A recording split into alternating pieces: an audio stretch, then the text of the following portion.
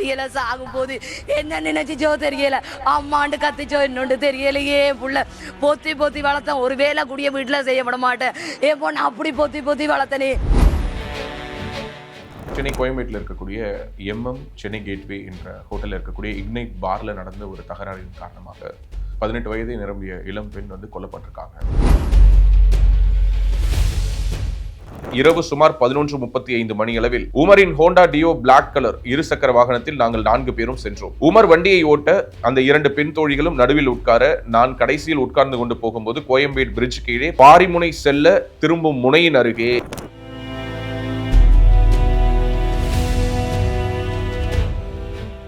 நாங்கள் அந்த காரை கிராஸ் பண்ணும்போது அந்த காரில் இருந்த நபர்கள், அவங்க தான் நம்மிடம் பிரச்சனை பண்ணது, அவங்களை அடிச்சு தூக்கி காலி பண்ணுடா என்று இந்த ஹோட்டலை ஓன் பண்ணக்கூடிய அந்த Mali and Manvi Exim private limited நிறுவனத்தின் பங்குதாரராக இருக்கக்கூடிய நபர், அவருடைய வாரிசுதாரர், அவருக்கும் ஒய்பிஎம் டிராவல்ஸ் நிறுவனத்தை நடத்தக்கூடிய திரு பாலாஜி அவர்களுக்கும் ஒரு தொடர்பு இருக்கிறது நம்மளால பார்க்க முடியுது. இதுல பாத்தீங்கன்னா ஒரு திமுக கொடி கட்டிய கார் இதில், அந்த கார் கையில ஒரு கட்சி கொடி கட்டின கார் இருக்கு அப்படிங்கிற ஒரு திமிரல, இன்னொரு பக்கம் நம்ம கிட்ட தான் ஒரு அரசியல் பின்புலம் இருக்கே, யாருக்கு வேணாலும் மது கொடுக்கலாம், எத்தனை மணி வரைக்கும் வேணாலும் இந்த பாரை நடத்தலாம் அப்படிங்கிற அதிகார மமதையில இருந்த இந்த தனி நபர்களுடைய தவறுகள் இன்னைக்கு ஒரு உயிரை பலி வாங்கியிருக்கு.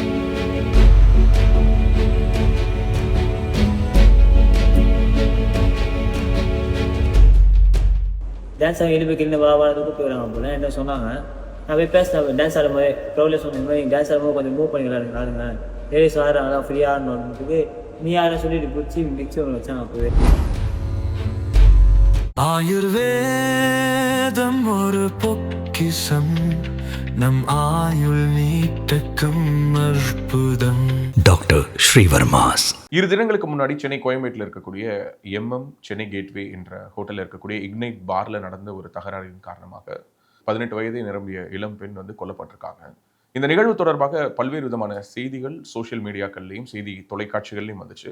இதனுடைய உண்மையான பின்னணி என்ன என்பதை பற்றி தான் இந்த காணொலியில பார்க்க போறோம். முதல் விஷயம், இந்த கேஸ் தொடர்பா போலீசார் ஒரு எஃப்ஐஆர் போட்டிருக்காங்க. அந்த எஃப்ஐஆர்ல இருக்கக்கூடிய ஸ்டேட்மெண்ட் என்னங்கிறத பார்த்துடலாம். இந்த இன்சிடென்ட் நடந்தது 30ஆம் தேதி அன்னைக்கு நள்ளிரவு 11:30 மணி வாக்குலன்னு சொல்றாங்க. இந்த ஸ்டேட்மெண்ட் 31ஆம் தேதி, அதாவது அந்த இன்சிடென்ட் நடந்து அந்த நள்ளிரவு கடந்து இல்ல அதிகாலை 2 மணி 10 நிமிடங்களுக்கு எழுதி பெறப்பட்டதாக முதல் தகவல் அறிக்கையில சொல்லியிருக்காங்க. அந்த முதல் தகவல் அறிக்கையில் இருக்கக்கூடிய ஸ்டேட்மெண்ட் இதுதான். ஐயா, நான் ஆசர்கானா பின்வரக்கூடிய முகவரி, அந்த முகவரியை நான் குறிப்பிட விருப்பப்படல, அந்த முகவரியில நான் குடும்பத்தாருடன் வசித்து வரேன். நான் தாம்பரத்தில் இருக்கக்கூடிய ஒரு மொபைல் கடையில பஜாஜ் பினான்ஸ் சார்பாக லோன் அப்ளை பண்ணக்கூடிய வேலையில் இருந்தேன். நேற்று, அதாவது 30/5/2026 அன்று சுமார் 9 மணிக்கு நானும் எனது நண்பர்களான சரண், அவரது பெண் தோழி, அந்த பேரை நான் குறிப்பிட விரும்பல, உமர் ஆகியோர் கோயம்பேட்டில் இருக்கக்கூடிய எம்எம்எஸ் கேட்வே ஹோட்டல்ல உள்ள இக்னைட் பார்ல உள்ள பப்புக்கு போனோம். அங்க நாங்கள் எல்லோருமே ஆதார் கார்டை காண்பித்து கப்புள்ஸ் என்ட்ரி போட்டுவிட்டு உள்ளே சென்றோம். நாங்கள் உள்ளே சென்று சரக்கடித்து விட்டு அங்கு நடந்த டிஜேவில் டான்சிங் ஆடிக்கொண்டிருந்தோம். அப்போது எங்கள் அருகே நிறைய பேர் டான்ஸ் ஆடிக்கொண்டிருந்தார்கள்.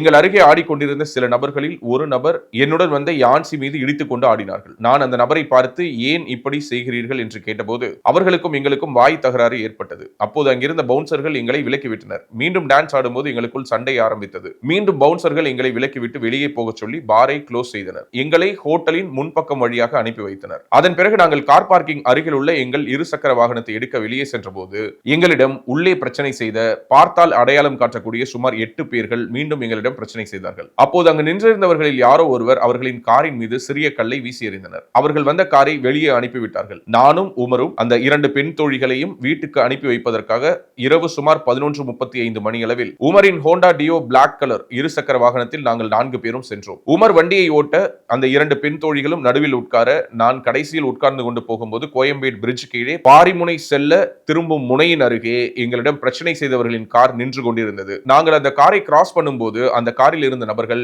அவங்க தான் நம்மிடம் பிரச்சனை பண்ணது, அவங்களை அடிச்சு தூக்கி காலி பண்ணுடா என்று கூறி சத்தம் போடவே நான் வண்டியில் இருந்து கீழே இறங்கிவிட்டேன். அப்போது அந்த கார் என் மீது மோதிவிட்டு வண்டியை மீண்டும் வேகமாக எடுத்து உமர் ஓட்டி சென்ற பைக்கின் மீது வேகமாக மோதிவிட்டு சென்றார்கள். கார் மோதியதில் உமர் மூச்சு பேச்சு இன்றி கிடந்தார். ஒரு பெண் தோழி தலையில் காயம் ஏற்பட்டு மயக்க நிலையில் கிடந்தார். மேலும் என் மீது மோதி கீழே தள்ளியதில் எனக்கு சிராய்ப்பு காயம் ஏற்பட்டு கிடந்தேன். அருகில் இருந்தவர்கள் கார் மோதியதால் மற்றொரு பெண் தோழியை 108 ஆம்புலன்ஸ் மூலமாகவும் அனுப்பினார்கள். அப்பொழுது நான் உடனே எனது அம்மாவை வரவழைத்து ஆதம்பாக்கத்தில் உள்ள டெல்டா மருத்துவமனைக்கு சென்று முதலுதவி சிகிச்சை பெற்றேன். எனவே எங்களிடம் பிரச்சனை செய்து கொலை செய்யும் நோக்கத்துடன் காரை ஓட்டி எங்கள் மீது மோதி என் தோழி இறப்பிற்கு காரணமான நபர்கள் அவர்கள் மீது நடவடிக்கை எடுக்குமாறு தாழ்மையோடு கேட்டுக்கொள்கிறேன். நான் ஆதம்பக்கம் டெல்டா மருத்துவமனையில் சிகிச்சையில் இருந்தபோது கோயம்பேடு காவல் நிலையத்தில் உதவி ஆய்வாளர் என்னை விசாரிக்க நான் நடந்தவைகளை கூறினேன். நீங்கள் படித்து காண்பிக்க நான் கூறியதுபடி உள்ளது, இப்படிக்கு சோ அண்ட் சோ அப்படின்னு சொல்லி இந்த எஃப்ஐஆர்ல அந்த பாதிக்கப்பட்ட ஒரு நபர் எழுதியிருக்கிறாரு. இந்த வழக்கு தொடர்பாக இதுவரை 7 பேர் கைது செய்யப்பட்டிருக்காங்க. சூளைமேடு பாலகுரு, ஜென்சி திமுகவை சேர்ந்த சுமன் சக்திவேல், ஓகே, கிஷோர் குமார், விமல், மோகனசுந்தரம், ராகுல், ஜோஷ்வான் 7 பேர் கைது செய்யப்பட்டிருக்காங்க. இந்த நிகழ்வு தொடர்பாக பல்வேறு செய்தி தொலைக்காட்சிகள்ல வந்து செய்திகள்ல நம்ம ஒரு விஷயத்தை நோட் பண்ணிருப்போம். என்னன்னா, ஒரு பக்கம் ஜென்சி திமுகவை சேர்ந்த சுமன் சக்திவேல் அப்படிங்கிற பேரையும், இன்னொரு பக்கம் இந்த பாரை நடத்துறவர் யார் அப்படின்னா இவரே ஒரு தாவேகா பிரமுகர் தான் அப்படின்னும் இந்த 2 விதமான செய்திகளையும் நம்ம பார்த்தோம். சோ திமுக நபருக்கும் இதுல தொடர்பு இருக்குது, தாவேகா நபருக்கும் தொடர்பு இருக்குது அப்படிங்கிறது ஓரளவுக்கு ஊர்ஜிதப்படுத்திக்க முடிஞ்சது. அதுக்கு பிறகுதான் இந்த வழக்கு தொடர்பான இன்னும் சில விஷயங்களை நம்ம தேடணும். அதுல நமக்கு கிடைச்ச தகவல்களை அப்படியே நான் உங்க முன்னாடி பகிரணும்னு நினைக்கிறேன். முதல் விஷயம், இதுல இறந்து போன பெண் யாரு அப்படின்னு பாத்தீங்கன்னா 18 வயதே ஆன இலங்கையை பூர்வீகமாக கொண்டு இங்க இருக்கக்கூடிய ஒரு முகாம்ல தங்க வைக்கப்பட்டிருக்கக்கூடிய ஒரு பெண் தான் அவங்க சென்னையில இன்ஸ்டாகிராம் மூலமா அவங்களுக்கு ஏற்பட்ட ஒரு பழக்கத்தின் காரணமாக அந்த தோழியை பார்க்கறதுக்கு தான் வந்திருக்காங்க. வந்த இடத்தில் அவரும் அவருடைய தோழியும் சேர்ந்து இந்த பார்க்கு போயிருக்காங்க, இந்த இக்னைட் பார்க்கு போயிருக்காங்க. இந்த இக்னைட் பார்க்கு போன இடத்துல தான் இதெல்லாம் நடந்திருக்குது. இப்ப போலீசார் எழுதின ஸ்டேட்மெண்ட்ல என்னென்ன விஷயங்கள் எல்லாம் நம்ம ஒரு கேள்விக்கு உட்படுத்த வேண்டிய இடத்தில் இருக்கிறது அப்படிங்கறத ஃபர்ஸ்ட் பார்க்கலாம். ஃபர்ஸ்ட் விஷயம் என்னன்னா, உள்ளார போகும்போது நாங்க ஆதார் கார்டை காட்டிட்டு போனோம் அப்படின்னு சொல்றாங்க. ஆதார் கார்டை காட்டியிருந்தா இவர்கள் எல்லோருடைய வயது என்னங்கிறது கண்டிப்பா தெரிஞ்சிருக்கணும். இவர்களுடைய வயது என்னன்னு பார்க்கும்பொழுது அடிபட்டு ஹாஸ்பிட்டல் இருக்கக்கூடிய பெண்ணுடைய வயது 17, இறந்து போன பெண்ணுடைய வயது 18, ரஃப்லி 19 வயதை தொட்டிருக்காங்கன்னு கூட வச்சுக்கலாம். சோ 18 வயது 19 வயது நிரம்பிய பெண்களை ஆதார் கார்டை காட்டினதற்கு பிறகு எப்படி அந்த பார்க்குள்ளார் அனுமதிச்சாங்க அப்படிங்கிறது முதல் கேள்வி. இது வந்து அங்க இருக்கக்கூடிய பார்கள் எல்லாமே ஆதார் கார்டை காட்டி செக் பண்ணதுக்கு பிறகுதான் ஆபரேட் ஆகுது அப்படிங்கறத என்ஷூர் பண்ணிட்டு இருக்கோம். நாங்க சிஎம்பிடி போலீஸ் ஸ்டேஷன்ல இருந்து நாங்க அதை என்ஷூர் பண்றோம்னு காட்டுறதுக்காக போலீஸ் இந்த மாதிரியான ஸ்டேட்மெண்ட் எழுதுனாங்களா, அல்லது அந்த பார்ல இப்படித்தான் எப்போதுமே ரூல்ஸ், அதாவது வயது குறைவான நபர்களை நாங்கள் அனுமதிப்பது இல்லை என்று அந்த பார் சொல்ல முயற்சித்தது இதுல ஸ்டேட்மெண்டா இருக்கா அப்படிங்கறத சிலர் கேள்வியாக முன்வைக்கிறாங்க. இது முதல் கேள்வி. இரண்டாவது கேள்வி, இந்த எம்எம் சென்னை கேட்வே ஹோட்டல்ல இருக்கக்கூடிய இந்த இக்னைட் பார் இருக்கு இல்லையா, இந்த இக்னைட் பார் வந்து FL3 லைசன்ஸ்ல ஆபரேட் ஆயிட்டு இருக்கு. நிறைய பேருக்கு FL2 தெரியும், ஏன்னா அடிக்கடி கேஷுவலா நம்ம பேசக்கூடியது FL2 பார்னு தான் சொல்லியிருப்போம். இந்த FL3 என்ன, இந்த போல கிட்டத்தட்ட 11 வகைகளான லைசன்ஸ் இருக்குதுன்னு சொன்னேன் இல்லையா, அதுல இந்த FL3 என்ன டிஃபைன் பண்ணுதுன்னா, an FL3 license in Tamil Nadu is a specific privilege granted under the Tamil Nadu Liquor License and Permit Rules 1981, allowing star hotels to possess and supply foreign liquor to foreign tourists, resident foreigners and authorized citizens for on-premises consumption. Issued to Western-style star hotels, typically 3-star and above, international airport lounges and specific premium clubs. Liquor can only be consumed within the hotel licensed rooms or in private rooms where the guest is actually staying. It is not for retail off-premises sale. Eligible consumers யாருன்னா only foreign tourists, foreigners residing in India and Indian citizens holding a valid personal liquor permit can purchase and consume under this license அப்படின்னு சொல்லிருக்காங்க. இப்போ actually பாத்தீங்கன்னா இந்த இன்சிடென்ட்க்கு பிறகு இந்த பாருடைய இந்த FL3 லைசன்ஸை வந்து டெம்பரரியா சஸ்பெண்ட் பண்ணிருக்காங்க. அது தொடர்பாக ஒரு நோட்டீஸ் வந்து இஷ்யூ பண்ணப்பட்டிருக்கு. அந்த நோட்டீஸ் தான் இப்போ நீங்க பார்த்துட்டு இருக்கீங்க. இப்போ இந்த ஒட்டுமொத்த இன்சிடென்ட்ல தாவேகா பிரமுகர் யார் ஒருவர் சம்பந்தப்பட்டிருக்கிறார், இது தொடர்பாக எது உண்மையான நிலவரம் அப்படிங்கறத பத்தி நம்ம தெரிஞ்சுக்கலாம். இந்த எம்எம் சென்னை கேட்வே அப்படிங்கிற இந்த ஹோட்டலுடைய உரிமையாளர்கள் யார், அல்லது இந்த ஹோட்டல் எந்த நிறுவனத்தை சார்ந்து இயங்குது அப்படிங்கறத நம்ம பார்க்கும்போது Mali and Manvi Exim private limited அப்படிங்கிற ஒரு நிறுவனம் தான் இந்த ஹோட்டலை உரிமை கொண்டாடுது. இந்த Mali and Manvi Exim private லிமிடெட்ல யார் யாரெல்லாம் இயக்குநர்களாக இருக்காங்கன்னு சொல்லி பார்க்கும்போது பிரபா பிரேம்குமார் இதனுடைய இயக்குனரா 2018 இருந்து இருக்காங்க. அதே போல பிரேம்குமார் மதும்கேஷும் இதனுடைய டைரக்டரா பிப்ரவரி 2021 இருந்து இருக்காரு. ஓகே, சோ இப்போ அடுத்த கேள்வி என்ன வரும்னா, இதுல இருக்கக்கூடிய பெயர்களுக்கும் இவர்களுக்கும் தாவேகாவுக்கும் ஏதாவது தொடர்பு இருக்கா அப்படிங்கிற ஒரு கேள்வி வரலாம். ஆனால் நேரடியாக இவர்களுக்கு இடையே தொடர்பு இல்ல. இந்த பிரேம்குமார் அவர்களுடைய மகன் என்று சொல்லப்படக்கூடிய ரவீந்திரநாத் பிரேம்குமார் அப்படிங்கிறவர் OIBM டிராவல்ஸ் நிறுவனத்துல பங்குதாரரா இருக்காரு. இந்த OIBM டிராவல்ஸ் உடைய நிர்வாக இயக்குனராக யார் இருக்காருன்னா திரு பாலாஜி அவர்கள் இருக்கிறாரு. இந்த பாலாஜி அவர்கள் தாவேகா சார்பில் கொளத்தூர் தொகுதியில போட்டியிடுவதற்காக சீட்டு கேட்டு அதற்கான முயற்சிகளை முன்னெடுத்தவர்னு சொல்லப்படுறாரு. அது மட்டுமல்ல, இவர் OIBM டிராவல்ஸ் மட்டுமல்லாமல் பல்வேறு நிறுவனங்களில் இந்த Mali and Manvi Exim private லிமிடெடோடு இவருக்கு நெருங்கிய வியாபார தொடர்புகள் இருக்குதுன்னு சொல்லப்படுது. அதனாலதான் இங்கு குறிப்பிட்ட சில தொலைக்காட்சிகள், இன்னும் சொல்ல போனா கடந்த 10 நாட்களா தமிழ்நாட்டில் இருக்கக்கூடிய ஒரு செய்தி தொலைக்காட்சி தொடர்ச்சியாக தாவேகாவுக்கு எதிரான செய்திகளை தொடர்ந்து பப்ளிஷ் பண்ணிக்கிட்டே இருக்காங்க. அந்த நிகழ்வுகள் எல்லாம் பொய்யா, அந்த செய்தி தொலைக்காட்சி வேணும்னே சொல்றாங்களானா அப்படிலாம் கிடையாது. எங்கெங்கெல்லாம் தாவேகாவினர் என்னென்ன தவறுகள் செய்கிறார்களோ அதை முன்னிலைப்படுத்தி மக்கள் முன் கொண்டு வரக்கூடிய வேலையை இந்த குறிப்பிட்ட தொலைக்காட்சி தொடர்ச்சியாக செய்யறாங்க. அவங்க தான் முதலாக இந்த பிசினஸ் கனெக்ட் ஆக்டை பிரேக் பண்ணாங்க. சோ அந்த வகையில இதனுடைய உண்மை பின்புலம் என்ன? அந்த தொலைக்காட்சி நிறுவனம் வேணும்னே தாவேகாவினுடைய பெயரை இதுல இழுத்து விடுறாங்களா, அல்லது உண்மையாகவே தாவேகா தொடர்புடைய நபருக்கும் இந்த ஹோட்டலுடைய மேனேஜ்மெண்ட்டுக்கும் தொடர்பு இருக்குதா நம்ம தேடி போய் பார்க்கும்போது, இந்த ஹோட்டலை ஓன் பண்ணக்கூடிய அந்த Mali and Manvi Exim private limited நிறுவனத்தின் பங்குதாரராக இருக்கக்கூடிய நபர், அவருடைய வாரிசுதாரர், அவருக்கும் ஒய்பிஎம் டிராவல்ஸ் நிறுவனத்தை நடத்தக்கூடிய திரு பாலாஜி அவர்களுக்கும் ஒரு தொடர்பு இருக்கிறது நம்மளால பார்க்க முடியுது. அதே போல திரு பாலாஜி அவர்கள் கொளத்தூர்ல சீட் வாங்கணுங்கிறதுக்காக இங்க இருக்கக்கூடிய நிறைய YouTube pages, social media handles இது எல்லாத்தையுமே ஹையர் பண்ணி தன்னை கொளத்தூர் கேண்டிடேட்டாவே ப்ரொஜெக்ட் பண்ற முயற்சியிலும் ஈடுபட்டிருக்கார் அப்படிங்கறத நம்மளால உறுதிப்படுத்திக்க முடியுது. இது முதல் விஷயம். இப்போ இந்த வழக்கு தொடர்பாக கைது செய்யப்பட்டவங்களுடைய பட்டியல் நம்ம ஏற்கனவே வாசிச்சோம் இல்லையா? சூளைமேடு பாலகுரு, சுமன் சக்திவேல், கிஷோர் குமார், விமல், மோகன சுந்தரம், ராகுல், ஜோஷ்வா, இவங்க எல்லாருமே பாத்தீங்கன்னா இந்த 18, 17, 20, இந்த 25 இந்த மாதிரியான வயதுக்கு உட்பட்டவர்கள் தான். இதுல பாத்தீங்கன்னா ஒரு திமுக கொடி கட்டிய கார் இதில் சம்பந்தப்பட்டிருப்பதாக செய்திகள் நம்ம பார்த்தோம். சோ அந்த கார் யாருக்கு சொந்தமான கார் அப்படின்னு சொல்லி பார்க்கும்போது அதை இயக்கியவர் சுமன் சக்திவேல். இவர் ஒரு ஜென்சி திமுக குரூப்பை சேர்ந்தவர் அப்படின்னு சொல்லிட்டு ஒரு சில செய்தி தொலைக்காட்சிகள்ல பார்த்தோம். இது தொடர்பான விஷயங்களை நம்ம விசாரிக்கும் பொழுது இந்த சுமனுடைய தந்தையர் சக்திவேல் பாத்தீங்கன்னா அவர் ஒரு தொழிலதிபர். அவருக்கும் திமுகவுக்கும் நெருங்கிய வியாபார தொடர்புகள் இருக்கிறது நம்மளால புரிஞ்சுக்க முடியுது. திமுக கொடி கட்டிய காரில் தான் எப்போதுமே இந்த சுமன் சக்திவேல் போறாரு வராரு அப்படிங்கிறதையும் அவருடைய வட்டாரங்களை நம்ம விசாரிக்கும் போது நம்மளால கன்ஃபார்ம் பண்ண முடிஞ்சது. சோ அப்படின்னா இதுல இன்வால்வ் ஆன அந்த வண்டி ஒரு திமுகவினுடைய ஒரு முக்கிய பிரமுகர் அல்லது ஒரு இன்ஃப்ளூயன்ஷியலான ஒரு தொழிலதிபர் அவருடைய மகன் ஓட்டி வந்த வாகனம் அப்படிங்கிறதையும் நம்மளால உறுதிப்படுத்திக்க முடியுது.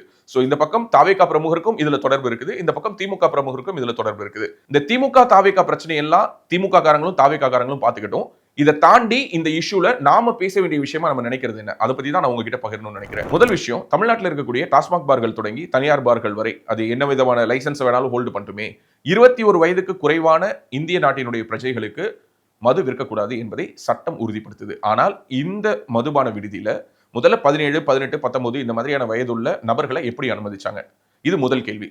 இன்னொரு விஷயத்தை இந்த இடத்துல நான் தெளிவுபடுத்தணும்னு நினைக்கிறேன். சோஷியல் மீடியால இன்னைக்கு இருக்கக்கூடிய ஒரு இம்பாக்ட், எங்கேயோ விழுப்புரத்துல ஒரு ரெஃப்யூஜி கேம்ப்ல இருந்த ஒரு பொண்ணு, இன்னும் சொல்ல போனா சோஷியல் மீடியால தன்னுடைய இன்ஸ்டாகிராம் ஹேண்டில் ஒரு சின்ன இன்ஃபுளுசராகவே வளர்ந்துட்டு இருக்காங்க அந்த பொண்ணு. அப்படிப்பட்ட ஒரு பெண் சோஷியல் மீடியா மூலமா கிடைச்ச ஒரு தோழியை பார்ப்பதற்காக சென்னை வந்தபோது தான் இப்படிப்பட்ட விபத்துகள் நடந்திருக்குது. ரெண்டாவது, இந்த எஃப்ஐஆர்ல இருக்கக்கூடிய ஸ்டேட்மெண்ட்ஸ்ல இருக்கக்கூடிய கான்ட்ரடிக்ஷன் நான் ஏற்கனவே சொன்னேன். ஆதார் கார்டை செக் பண்ணி தான் உள்ளார அனுப்புனாங்க அப்படின்னு சொல்லிட்டு அந்த ஸ்டேட்மெண்ட்டை அடிபட்டு ஹாஸ்பிட்டல் அட்மிட் ஆயிருந்த ஒரு நபர் அழுத்தம் திருத்தமா சொல்ல வேண்டிய அவசியம் என்ன? ரெண்டாவது, எங்களை முன்பக்கமா அனுப்பி வச்சாங்க அப்படின்னு சொல்றாங்க. ஏன்னா பொதுவா இந்த மாதிரியான பார்கள்ல இந்த டைம் எல்லாம் முடிஞ்சதுக்கு பிறகு என்ன பண்ணிடுவாங்கன்னா, ஃப்ரண்ட்ல இருக்கக்கூடிய டோரை பூட்டிட்டு பின்பக்கம் ஏதாவது ஒரு கேட் இருக்கும், அந்த கேட் வழியா தான் வெளியில அனுப்புவாங்க.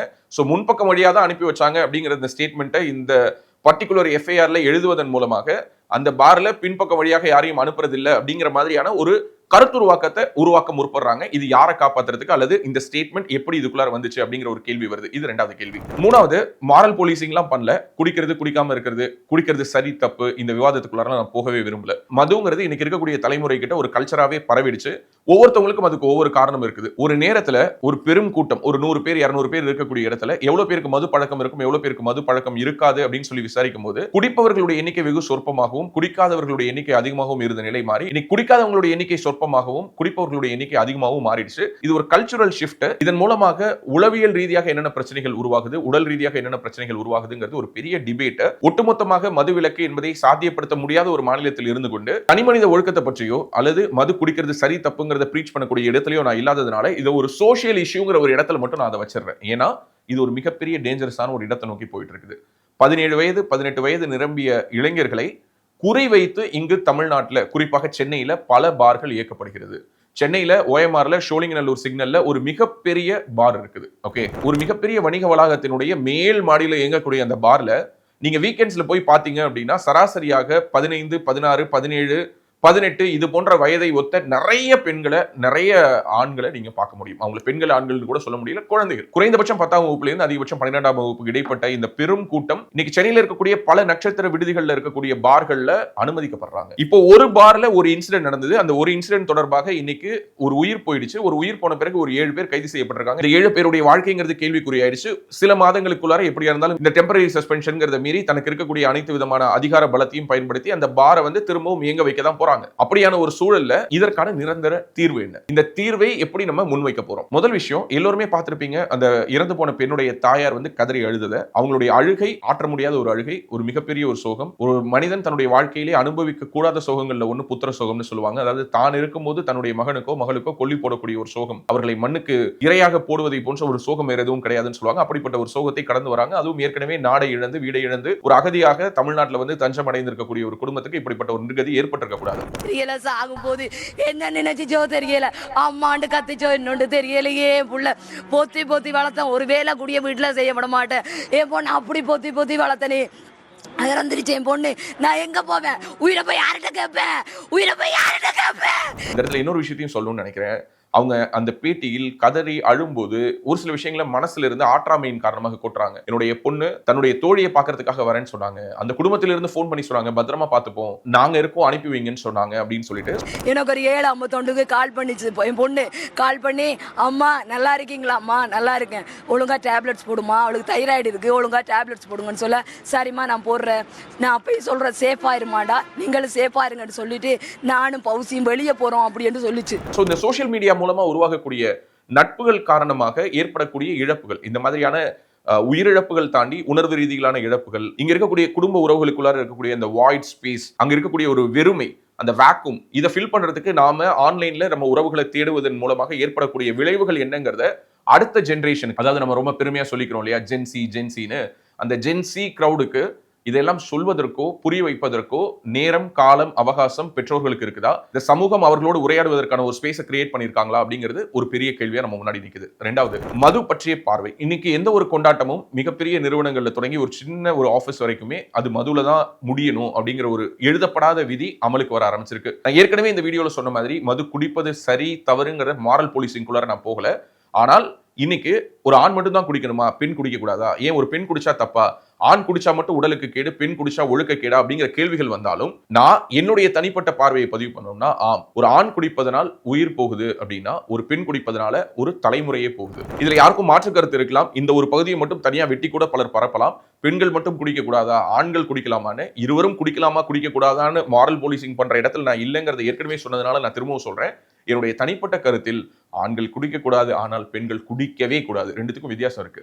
ஆனால் இன்னைக்கு சமதர்மம், ஈக்குவாலிட்டி, ஆணும் பெண்ணும் சமம், இங்க வந்து பெண் உரிமை நாங்க நிலைநாட்டுறோம் அப்படின்னு சொல்லிட்டு இந்த பெண் உரிமை, இந்த ஃபெமினிசம் அப்படிங்கிறது எதை நோக்கி நகருதுன்னா, ஏன் நாங்க பார்களுக்கு போக கூடாதா, ஏன் நாங்க பப்புகளுக்கு போக கூடாதா, ஏன் நாங்க குடிக்க கூடாதா அப்படிங்கிற இடத்தை நோக்கி நகருது. இது ஒரு டேஞ்சரஸான ஒரு சிச்சுவேஷனா நான் பாக்குறேன். இது என்னுடைய பர்சனல் கருத்து. அடுத்தது, என்னதான் இங்க ஆட்சி அதிகாரம் மாறினாலும் இன்னும் பாட்டிலுக்கு 10 ரூபாங்கிறது வாங்கிட்டு தான் இருக்காங்க. சில இடங்கள்ல பாட்டிலுக்கு 20 ரூபா கூட வாங்குறதா தகவல்கள் வருது. இங்கு முழு மது விலக்குங்கிறது சாத்தியமே இல்லாத ஒரு சூழல் தான் தமிழ்நாட்டில் இருக்குதுங்கிற ரியாலிட்டியை நம்ம புரிஞ்சுக்கிட்டதுக்கு பிறகு மது குடிப்பதனால் ஏற்படக்கூடிய பாதிப்புகள் பற்றிய விழிப்புணர்வுகளை இன்னும் கொஞ்சம் அதிகப்படுத்தலாம். அதையும் மீறி குடிக்கிறதும் குடிக்காதும் அவங்களுடைய விருப்பம் அப்படின்னு தான் அரசாங்கம் தள்ளி நிற்க முடியுமே தவிர, யாருடைய கையில் இருக்கக்கூடிய கிளாஸையும் பிடுங்கி வைக்கிற வேலை அரசாங்கத்தினோடது இல்லை. ஏன்னா அரசாங்கத்துக்கு இதை தாண்டி 1000 வேலைகள் இருக்குது.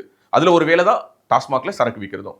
வேற வழி இல்லை, நாங்க ரெவென்யூக்காக விற்கிறோம் அப்படின்னு அரசாங்கம் சொல்லி இதுக்கு சால்ஜாப்புகள் சொன்னாலும் சரி, அல்லது இங்கு மது விற்கலைன்னா பக்கத்து மாநிலத்துக்கு போயிடுவாங்க, கள்ளச்சாராயம் வந்துடும் அப்படின்னு சொல்லி இதற்கான காரண காரியங்களை தாத்தா காலத்து திமுக தொடங்கி இன்று வரை வந்த தாவேகா வரை தொடர்வதாக இருக்கட்டும், எப்படி பார்த்தாலும் மதுவிலக்கை அமல்படுத்த எந்த ஒரு கட்சியும் எந்த ஒரு ஆட்சியும் தயாராக இல்லை என்பது முகத்தில் அடிக்கக்கூடிய நிஜம். இப்படிப்பட்ட ஒரு சூழல்ல உங்க வீட்டில் இருக்கக்கூடிய குழந்தைகளை பெற்றோர்களாகிய நீங்க தான் பாத்துக்கணும். சட்டம் ஒழுங்கு சீர்கேடு, காவல்துறை என்ன பண்ணிட்டு இருக்கு, ஒரு பெண்ணை இன்னொருவர் வந்து காரால ஏத்தி கொள்ற அளவுக்கு இங்க சட்டம் ஒழுங்கு சீர்கேட்டு போயிடுச்சா அப்படின்னா இது வந்து ஒரு இன்சிடென்ட். தினசரி இது போல தமிழ்நாட்டில் மது மற்றும் போதைப் பொருட்களால ஏற்படக்கூடிய நிகழக்கூடிய இந்த சம்பவங்களுடைய எண்ணிக்கை அப்படின்னு சொல்லி பார்த்தோம்னா, நடக்கக்கூடிய ஒட்டுமொத்த குற்றச்செயல்கள்ல குறைந்தபட்சம் 60-70% காரணம் ஒன்று மதுவோ அல்லது வேறு ஏதோ ஒரு போதை வஸ்துவாக தான் இருக்குது. சமீப காலத்துல நம்ம ஒட்டுமொத்த டேட்டாவையும் எடுத்து பார்த்தோம்னா ஆல்மோஸ்ட் இப்படி தான் இருக்குது. இப்படி எல்லா விதமான காரணங்களையும் உற்று நோக்கும்போது நம்மளால 2 விஷயத்தை புரிஞ்சுக்க முடியுது. ஒண்ணு என்னன்னா, இங்கு தமிழ்நாட்டுல குறிப்பா சென்னை போன்ற பெருநகரங்கள்ல 90% பார்களில் இது போன்று வயது குறைவான நபர்களை உள்ளே அனுமதிப்பதும் அவர்களுக்கு மது விற்பனை செய்வதும் தொடர்கிறது. இதை அரசாங்கம் கட்டுப்படுத்தவில்லை. இந்த அரசாங்கமும் கட்டுப்படுத்தவில்லை, இதற்கு முன்பாக இருந்த எல்லா அரசாங்கங்களும் கட்டுப்படுத்தவில்லை. இது தொடர்பாக தீவிரமான நடவடிக்கை எடுக்கப்பட வேண்டும். இதில் சம்பந்தப்பட்ட நபர்களில் ஒரு திமுகவை சேர்ந்த நபர் இந்த கொலை சம்பவத்தில் ஈடுபட்டவராகவும், இந்த Mali and Manvi Exim private limited மற்றும் இந்த Chennai gateway hotels, YBM travels இதனுடைய தொடர்பில் ஒரு தாவேகா பிரமுகர், அவருடைய பெயர் பாலாஜி, அவரும் சம்பந்தப்பட்டிருக்கிறார். இது மட்டுமல்ல, இந்த Malvi and Manvi Exim private limited தொடர்பாக இன்னும் சில தகவல்களையும் நாங்கள் தேடி எடுத்திருக்கோம். அது தொடர்பான தகவல்களை நான் அடுத்தடுத்த வீடியோக்களில் பதிவு பண்றேன். மற்றபடி இன்னும் சில மாதங்களுக்குள்ளார இந்த டெம்பரரி லைசன்ஸ் ரத்து அப்படிங்கிற ஒரு ஸ்டேட்டஸ்ல இருந்து மீண்டும் இந்த பார் இயங்குவதற்கான அனைத்து விதமான முகாந்திரங்களும் அந்த முகத்திலேயே தெரியுதுங்குவாங்கல்ல, அந்த மாதிரி இந்த பார் லைசன்ஸை கேன்சல் பண்ண அந்த ஆர்டர்லயே பாத்தீங்க அப்படின்னா டெம்பரரி லைசன்ஸ் சஸ்பென்ஷன் அப்படிங்கிறது நம்மளால புரிஞ்சுக்க முடியுது. மீண்டும் இந்த பார் இயங்கும் பொழுதும் அதில் இது போன்ற சட்ட விதிமுறைகள் பின்பற்றப்படுமா அல்லது இது போன்ற ஒரு பொலிட்டிக்கல் இன்ஃப்ளூயன்ஸ் இருக்குதுங்கிற தைரியத்தில் இந்த பார் இன்னும் சுதந்திரமாக செயல்பட்டு இன்னும் சில உயிர்களை பலி வாங்குமா அப்படிங்கிறத நம்ம பொறுத்து இருந்து தான் பார்க்கணும். மொத்தத்தில் 2 குழுக்கள், சின்ன சின்ன குழுக்கள், சின்ன சின்ன பசங்க 17, 18, 19, 20 இந்த மாதிரியான பசங்க அவங்களுக்குள்ளார நடந்த ஒரு சண்டையில அந்த மது போதை தங்களுடைய தலைக்கு ஏறினதனுடைய விளைவாக கையில ஒரு கட்சி கொடி கட்டின கார் இருக்கு அப்படிங்கிற ஒரு திமிரல, இன்னொரு பக்கம் நம்ம கிட்ட தான் ஒரு அரசியல் பின்புலம் இருக்கே, யாருக்கு வேணாலும் மது கொடுக்கலாம், எத்தனை மணி வரைக்கும் வேணாலும் இந்த பாரை நடத்தலாம் அப்படிங்கிற அதிகார மமதையில இருந்த இந்த தனி நபர்களுடைய தவறுகள் இன்னைக்கு ஒரு உயிரை பலி வாங்கி இருக்குது. இந்த போன உயிர் திரும்ப வரப்போறது இல்லை. ஆனால் இது போன்ற உயிர் பலிகளில் இருந்து இந்த சமூகம் என்ன மாதிரியான பாடம் கற்க போகிறது என்பதுதான் நம்ம முன்னாடி இருக்கக்கூடிய $1 மில்லியன் கொஸ்டின். நன்றி, வணக்கம். உலக தமிழ் சொந்தங்களுக்கு வணக்கம். நான் ராஜவேல் நாகராஜன். பேசு தமிழா பேசு வலையொலியுடைய வளர்ச்சிக்கு நீங்களும் உறுதுணையா இருக்கணும்னு நினைச்சீங்கன்னா இந்த வீடியோடைய டிஸ்கிரிப்ஷன்ல இருக்கக்கூடிய ரேசர் பே லிங்கை கிளிக் பண்ணுங்க. அந்த லிங்க்ல போயிட்டு உங்களுக்கு விருப்பமான தொகையை பேசு தமிழா பேசுவனுடைய வளர்ச்சிக்கு உங்களுடைய பங்களிப்பாக நீங்கள் கொடுக்கலாம். நன்றி, வணக்கம்.